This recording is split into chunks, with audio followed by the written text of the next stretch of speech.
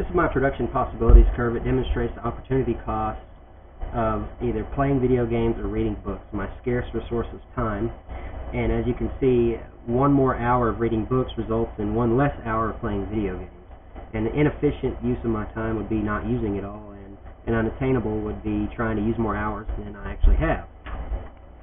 Now, the marshmallow test, I chose to use the example of paying off a credit card. I made a chart on Excel, and it shows that if you have a $1,000 balance, 12% APR, and you only make the minimum payment of $25, you'll pay 51 payments and $283 in interest, as opposed to making larger payments of, say, $100, you would only make 10 payments with $58 in interest total.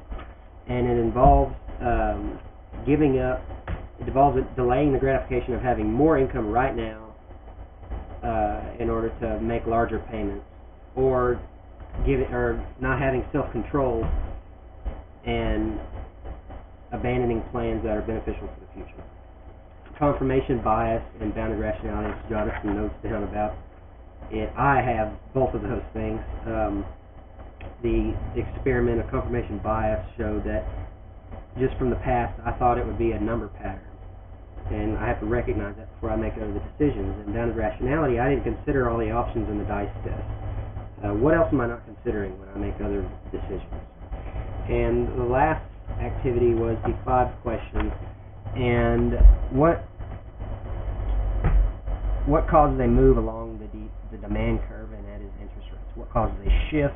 Well, it may be expectations about the future of borrowers' needs and other non-price factors. And it's pretty similar for the supply curve too. What causes a move along the curve? Well, a change in interest rate. What causes a shift? Well, it could be increased income of borrowers who want to borrow more at a given rate, the needs of their changing needs, and other non-price factors. And okay, so number 3 here is the usury laws. What if the government places a cap? Well, it depends. If the cap is above what the market rate naturally is, then it doesn't matter, because the equilibrium can fluctuate under the cap naturally. But if the cap is placed below what the natural market rate is, it does create a shortage of funds.